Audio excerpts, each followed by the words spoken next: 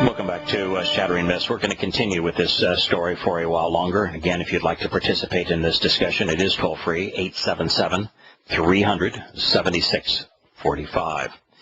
The article says that Sunnis have rejected the authority of the government, and they does not explain why. Well, the reason why is because the U.S. established a Shia government in Iraq, and Sunnis in the army have deserted, the article reads, to fight Iraqi forces. No, they're not. They haven't deserted to fight Iraqi forces. They're deserted to fight Shia forces. Every bit of this is because of this great divide between Sunni and Shia Islam. A Sunni Muslim versus a Shia Muslim as an infidel. A Shia Muslim views a Sunni Muslim as an infidel. To be an infidel in Islam is to not be worthy of life. A fundamentalist Muslim will kill a infidel for the express purpose of serving his God and for the express purpose of earning a ticket into the Islamic paradise. And so, from an Islamic point of view, if you're a Sunni, a Shia is an infidel. And if you're a Shia, a Sunni is an infidel. It is this war between the two that America unleashed when it invaded Iraq. In fact, it was America that armed both sides in Iraq.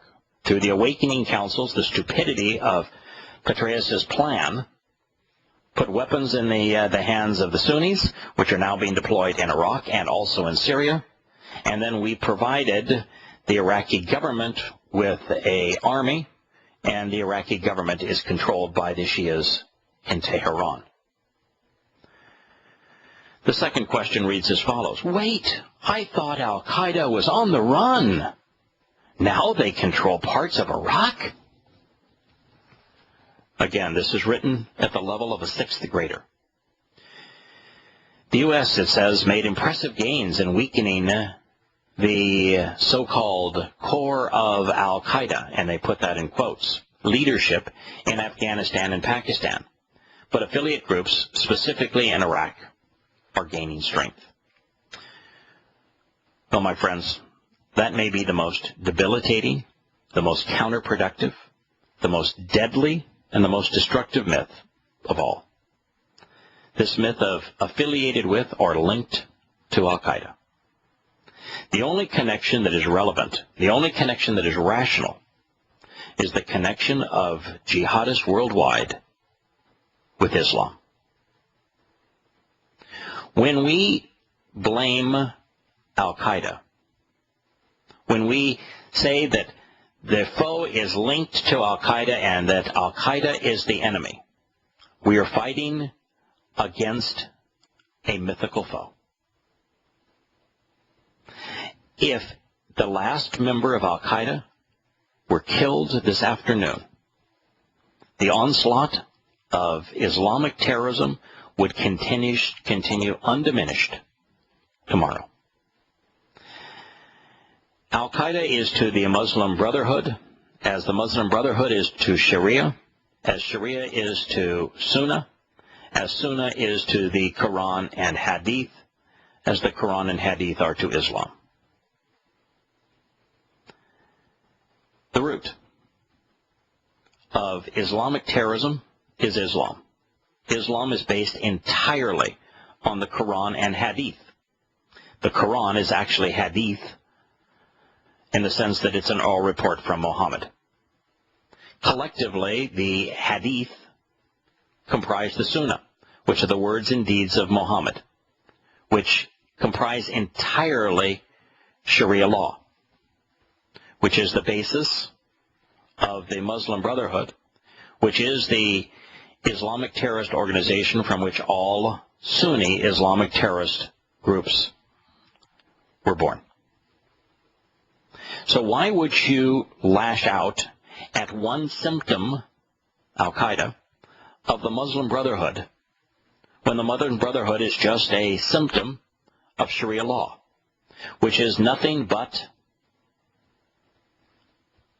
a compilation of the Sunnah, or example, of Muhammad, which is based entirely on the Quran and Hadith, which is, by definition, Islam.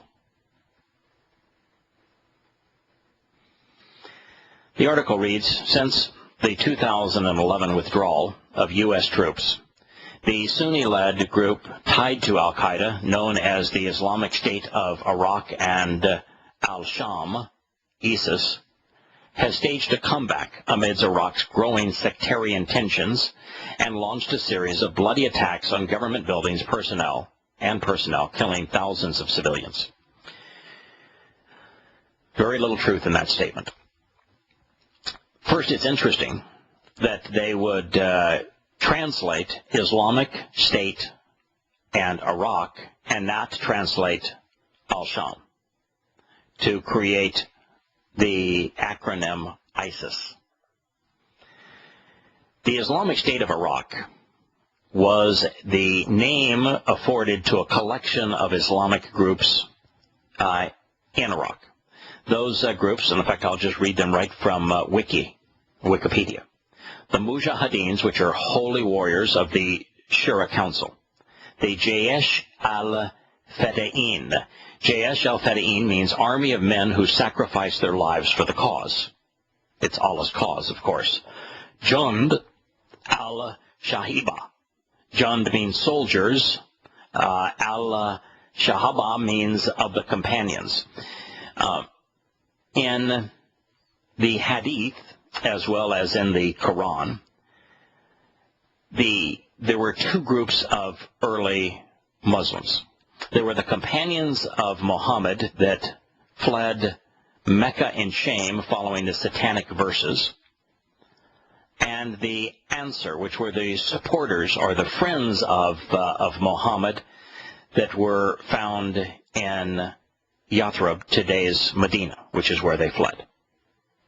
And so the companions would be equivalent of saying the Sunni leaders, because the companions were all from the Quraysh tribe, which claims to be the only legitimate source of leadership over Sunni Islam. The next group is Qatbi'an Ansar al-Tawhid wal-Sunnah. Qatbi'an means forced acceptance. Ansar means support. Al-Tawhid means the Islam's monotheistic interpretation. And al-Sunnah means the example of Muhammad. Then there is Jaysh al-Ta'ifa al-Mansura, which is the army of the victorious sect, which would be the army of Sunni Muslims. Collectively, these names, which all tell us that they are fundamentalist Muslims of Sunni persuasion, became the Islamic State in Iraq. Didn't become al-Qaeda, became the Islamic State in Iraq. Now, when the opportunity came for these Sunni Muslims to join the great jihad in Syria, they added another word to their name. It became the Islamic State in Iraq and al-Sham. So what does al-Sham mean? Al-Sham can be defined two ways. It is the Arabic word for Syria. And so it speaks of the Islamic State in Iraq and the Islamic State in Syria. Again, nothing to do with al-Qaeda, all to do with establishing an Islamic State in Iraq and Syria. But Sham means more than just Syria, which is why it is often replaced by the Islamic State of Iraq and the Levant in many translations, because the Sham Syria includes Syria as it existed during the time of when Islam was unified under the Sunnis, and where they ran the Islamic control of much of the world out of Damascus. And so to say al-Sham means far more than Syria. They're talking about, by using this term, creating an Islamic caliphate that would control all of the area that was once under the domain of fundamentalist Muslims after they, as barbarians, had conquered everything from India to Spain. Hello, Larry. My pleasure to have you part of the new and expanded version of the show. There we go. Well, I'm seeing kind of a pattern here. Yeah. What part of the pattern are you noticing? Maybe there's a common link between all of these names and Islam. Yeah, it's the Islamic State of Iraq and Syria, with Syria meaning much of the world. And of course, all they are is a extrapolation of Sunni Islam. Now, their goal is something that the CNN writer has a glimpse of, but really just doesn't understand. The CNN writer said ISIS, which is the Islamic State in Iraq and in Syria, has been working doggedly to exploit the security vacuum, and that they say that their goal is to establish Sharia law. Now, yeah, their goal is to establish Sharia law. That is absolutely true. But their goal isn't to establish Sharia law in Iraq and in Syria, but over the entire world. The Syrian civil war draws jihadists from around the world to fight because it is being presented in the world of Sunni Islam as the great jihad, as the jihad to eliminate Shia Islam, to thereby, once Shia Islam is eliminated, to be able to establish an Islamic caliphate over the entire Islamic world, which then gives them the base from which to lash out and conquer the rest of the world. That is what's at stake here. That's what they're seeking to do. And stunningly, Larry, as you know, the United States is on the side and is providing weapons to the jihadists that want to establish this unified Islamic caliphate so that they can lash out and conquer the rest of the world. We're manufacturing our next enemy.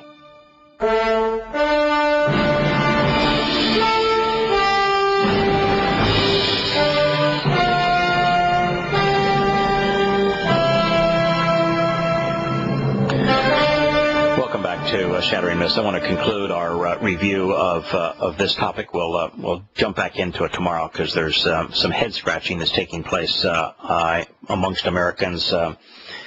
John McCain wants to send Petraeus back, wants to send troops back into Iraq. The Republicans in Congress are all over Obama for abdicating the situation there. No one recognizing that it was Petraeus that caused this particular rift, and that it was the invasion of Iraq that unleashed all of this angst, and that us returning there would only exacerbate the situation. This is the third statement, the third question that was written by CNN. It reads, Fallujah and Ramadi were pretty important to the U.S. during the Iraq War. Isn't the U.S. going to help? Can you imagine writing it? We're pretty important. Larry, you used to work for Gallup, I think, in polling. Yes, I did. So you were very aware of the kind of language that was used to pose questions. When somebody writes Fallujah and Ramadi were pretty important to the U.S. during the war, isn't the U.S. going to help? My sense is that's written at the level of about a fifth or sixth grader. Am I wrong here? What am I missing? No, that's pretty poor. Pretty important. I would say that they were the driving force, wouldn't you? Well, and isn't the U.S. going to help? No, the U.S. is the problem. No, we took a gasoline and a match and ignited this. Now, I mean, I'm not going to say that the United States is responsible for the rift between Sunni and Shia Islam. What we did is that we poured gasoline on it. We gave the Sunnis and the Shias weapons. We then took away the restraining force that kept them from killing each other in Saddam Hussein, and we provided weapons for the Shias who are now attacking the Sunnis, and so we provided weapons for the Sunnis to thwart the Shia attacks, as if, boy, the more weapons there are in the world, the more we can be assured of peace. Isn't arming both sides of a conflict a game that's used to enrich a few people? Yeah, you don't want to say conspiracy, because the fact that I've said I don't want to go there, but the reality is true that when you arm both sides, the only winners are the bankers and those who manufacture weapons. It's been the case throughout world history. Also, there are those who are empowered, who benefit from the weakening of the masses, because when you arm both sides to create a war, you end up weakening your own citizenry, as we did in the United States in this war, because we squandered $4 trillion fighting it. And so we weakened the moral character of America. We sold propagandist patriotism that weakened Americans' ability to reason. And then we weakened our dollar. We were extraordinarily destructive to America, making this bad situation worse. Now, what's interesting is that this reads to the answer to the question is both were important battlegrounds for the U.S. during the Iraq War. Fallujah was an insurgent stronghold until U.S. Marines fought their bloodiest battle of the war in 2004 to drive the militants out. This is the problem. There is this lack of understanding. Every battle fought in Iraq was fought against Iraqi civilians. We didn't fight a single battle in Iraq against Saddam Hussein's military. No, they folded instantly. They threw off their uniforms. They got out of their vehicles. They folded instantly. They had no desire whatsoever to fight. We did not fight them. Every battle in Iraq that was fought by the American troops was against Iraqi civilians, the very people that they were told that they were going in to liberate.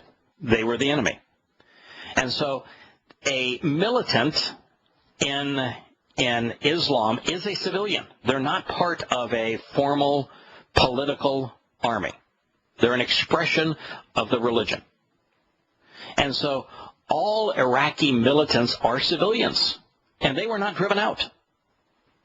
So this notion that we drove out militants, that we fought a war against insurgents, is a complete misnomer. We went into an Islamic country, and we fought Muslims on both sides.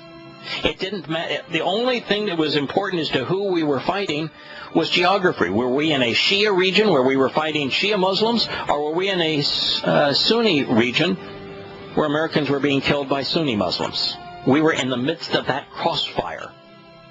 We didn't resolve anything. We'll be back after the commercial break.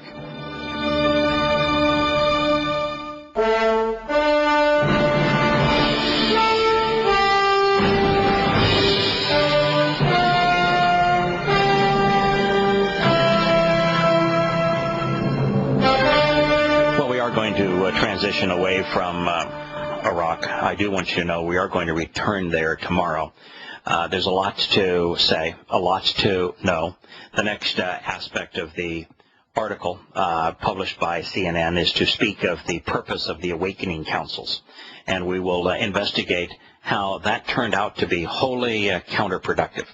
And it is something that has led to the savagery that we're witnessing today.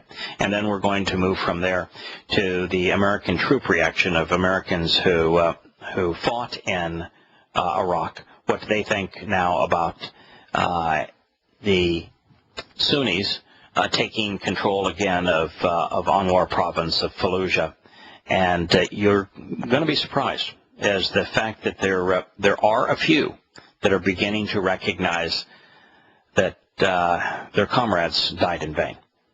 But it was something that was entirely predictable before we even invaded Iraq, that we were witnessing Vietnam Part 2. That said, and we still have Larry with us, I want to return to Yahowah's testimony. We were in the midst of one of the more difficult, one of the more challenging bits of Yahowah's testimony to understand, and Bereshith, Genesis 15, 9, and 10, as our program came to a conclusion on Friday.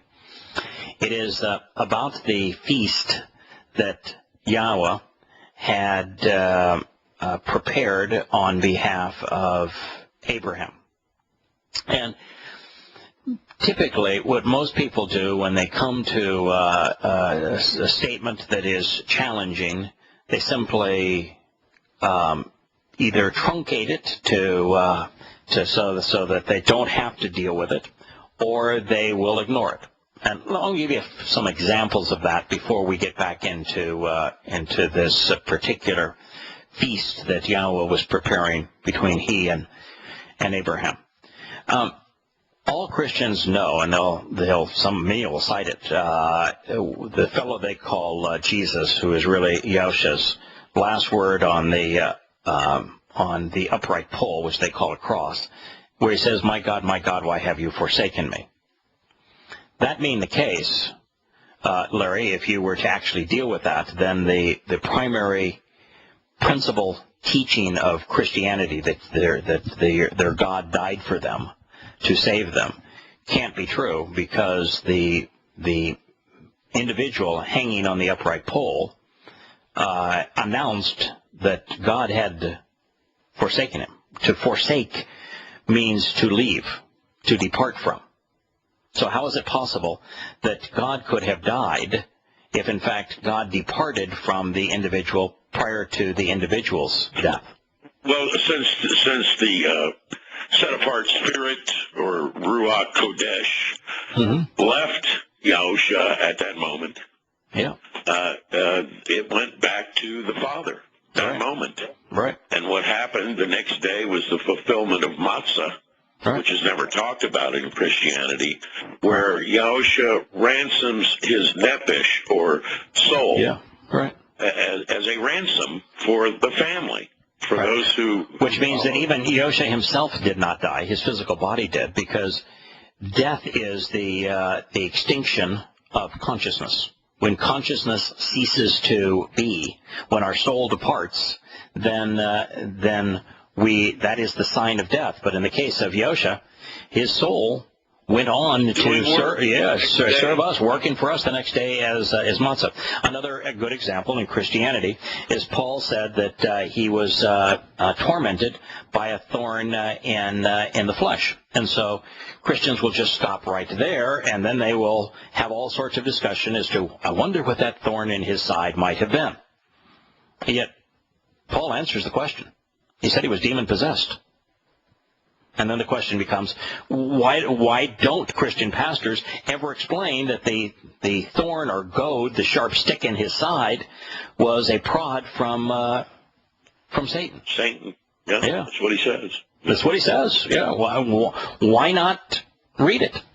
One of the great myths, of course, in Christianity is the failure to deal with a series of statements is that there was only one unifying topic amongst the three encounters of Yahushua on the first day of the week, after his soul and conscience. His conscience, his soul, and Yahweh's spirit were reunited after the fulfillment of Matzah, now to fulfill Bakurim, which means firstborn children. There's only one common theme amongst the three appearances that day. And nobody recognized them. Right. So if you were going to establish a religion based upon the bodily resurrection of your God, that your God died, which we just said, the testimony itself says that God didn't die, and then your God was bodily resurrected, wouldn't the dominant theme be that when he was resurrected, everybody that saw him recognized him? Sure, everybody would know exactly who he was, but none of them did. None of them did. And we're talking about his mother. We're talking about the disciples themselves. We're talking about those who were most closely followed him didn't have a clue who he was. I think to me the most damning thing in Christianity is that is a little different because he's, we know that Yahusha spoke Hebrew, and right. And when he said, on this rock I will build my mikveh, well, the mikveh, they started Passover and then go to Matzah and then Bikurim, then Shabuah, Teruah, Kippurim, and Sukkah. Right, those are the 7 mikveh. Right. Yeah, and that was translated into Greek, ecclesia, which means the same thing as mikveh. It's as close as you can get. And then suddenly it becomes a church which has a completely divergent meaning. Right. No, it's a great example. You're taking a statement in Hebrew. Upon this rock I'm going to build my mikveh, and mikveh is the title that Yahowah ascribed to his 7 invitations to meet with him. Passover, unleavened bread, firstborn children, and 7 Shabbat of the 4 that he fulfilled in year 4000 Yah, 33 CE, immediately after that statement. And profound for him to make the connection between him being the Messiah, which is what Shimon, he listens, had to say, because the Messiah is the work of Yahowah. And what is the work of Yahowah? It is to enable and to fulfill the covenant's promises, which he does through the mikveh. And so he made this profound statement that if you understood, you would be you'd be meeting with Yahowah in feasts like the one that he's shown here in the Torah, throwing on behalf of Abraham. But instead, they changed mikveh, translated it to ecclesia, which is not a terrible translation. It's limited, but not a terrible translation. It means to call out, and mikveh means invitation to be called out and meet with God. As close as they had in Greek. Yeah, right. And then they, rather than translate that so that you'd see the connection into English, no, it was replaced by a pagan term, church. Now, I've got another one. It's a religious institution, replete with clergy and everything. Of course. Of course. You got Yahusha railing against the religious. Yahowah, he just trashes the clerics all through his words. He never, ever advances the concept of religion being good. In fact, he calls it a disgusting and abomination. And what do you do when he comes and visits you? You take a religion and you base it on his physical appearance and start a religion. Wow. Right. In fact, he called the religious leaders a brood of vipers. That means that born of the serpent is a metaphor for Satan. So he's saying that the religious leaders, the religious individuals, were demonic. That's how negative he was on them. And he never created a religion. The religion of Christianity isn't based on him. He was Torah observant. The religion of Christianity is based on the writings of Paul. Right. Now, let me give you another great example. Christians will justify the creation of their New Testament based upon a truncated quotation from Yirmiyah, which is Jeremiah. It means Yahowah uplifts and enriches. And they'll take out of Yirmiyah 31 that he's going to establish a new covenant, and that it won't be the same as the previous one. And so they take that statement, mistranslate it out of context, and they say that's the justification for our New Testament. But if you read it in context, if you actually deal with what God said, you come to exactly the opposite conclusion. What you find is that in context, God is saying, I'm not doing this with the Gentiles, which would be the Christian church. But in fact, I'm going to reestablish and reaffirm, I'm going to renew my covenant with Yehudah and with Yisrael. That would be the antithesis of the Christian interpretation. Different audience entirely. He does put Yehudah and Yisrael in there. And then later, Yahowah tells how anyone can join the family, because those were the family. So he's restoring with only those 2 groups now. Right. Right. You know, because what does he say? What's he going to do when it's restored? Well, he's going to write the Torah in our hearts. Yeah. That's what he said. But so that's a long way from doing away with the Torah. You know. So think for a moment, what does Yehuda mean? It means related to Yah, to relate to Yah. What does Yisrael means? It means to engage and endure with God. And so, that is exactly what what God is reestablishing and renewing His covenant to do, and it's Kodesh, which, defined by the verb Kadash, means to renew and to restore. But beyond that, He says, this covenant will be different than the existing covenant that I established with the fathers, and Christians will not go to the next line that explains how it will be different, and if they did, they would cease to be religious. They would dispose their religion. Let me read it here. I will place, by way of a gift, accordingly, my Torah in their midst, and I will write it in their minds and hearts, and I will exist to them as Elohim, and they will exist as my family. Yeah, there you go. And so the difference is that right now, with the current covenant, the way it stands, we can choose individually to reject the guidance that leads us to it. We can choose to reject the Torah, which Christians do uniformly. That is our option. That's why the covenant relationship is based upon free will. We can ignore the Torah, we can reject the Torah, we can be opposed to the Torah, we can be ignorant of the Torah, or we can embrace the Torah. We can embrace God's teaching if we choose to. But when the covenant is reaffirmed and renewed, everyone that will have had the opportunity to make the choice will have made it. And we'll talk about the difference when Shattering Myths continues after the break.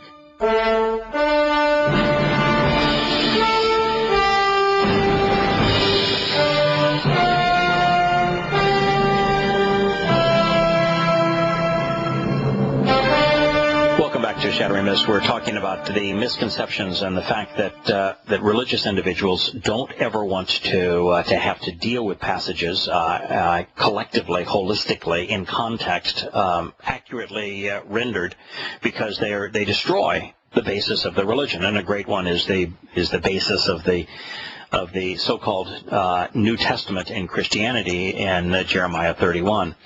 What Yahowah is saying is that there's only one difference between how the covenant exists now and the Torah exists now, and how the covenant and its Torah, which is the only place where the covenant is presented, will exist when He returns.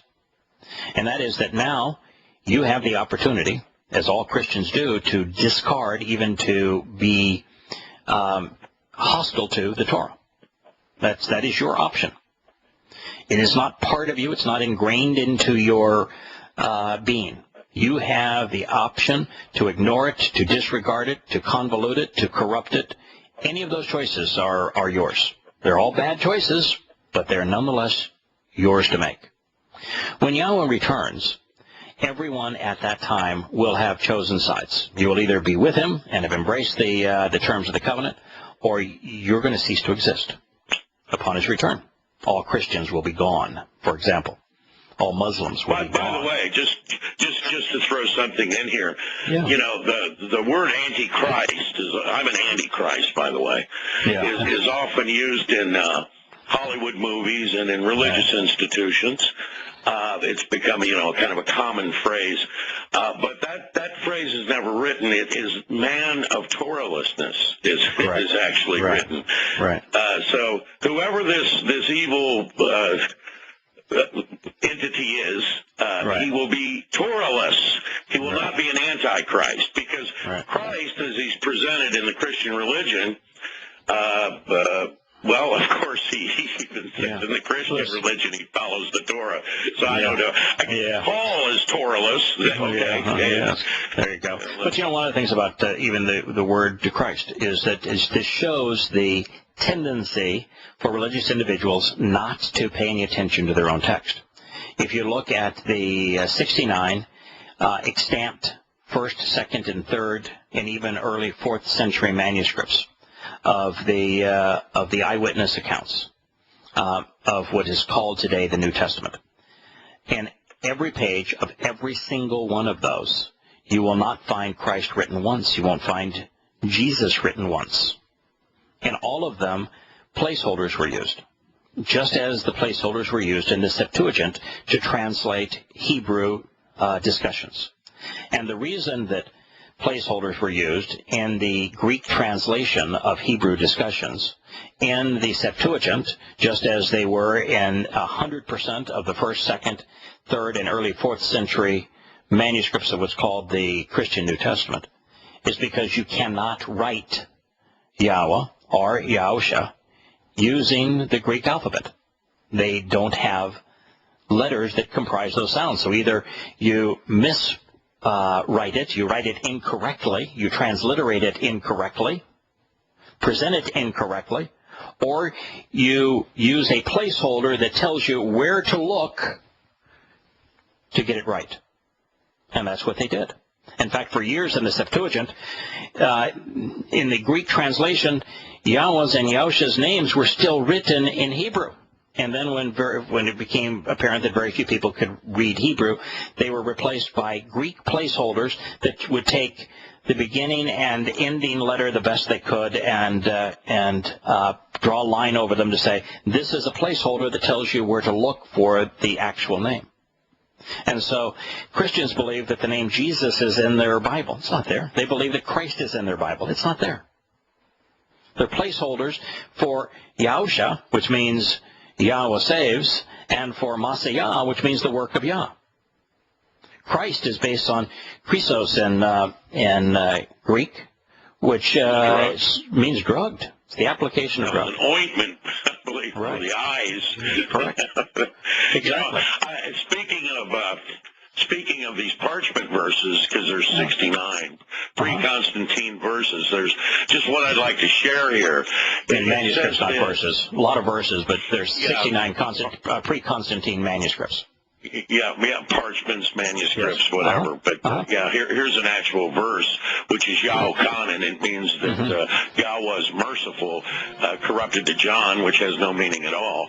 But it says, for the reason the Torah through Moses was given, acceptance and truth through the Messiah, Yahusha, came to exist. Now, the King James Version Bible, the one that is supposedly flawless, says, the law was given by Moses, but grace and truth came by Jesus Christ. So Yahowah credits the very existence of the Messiah with the Torah, and they just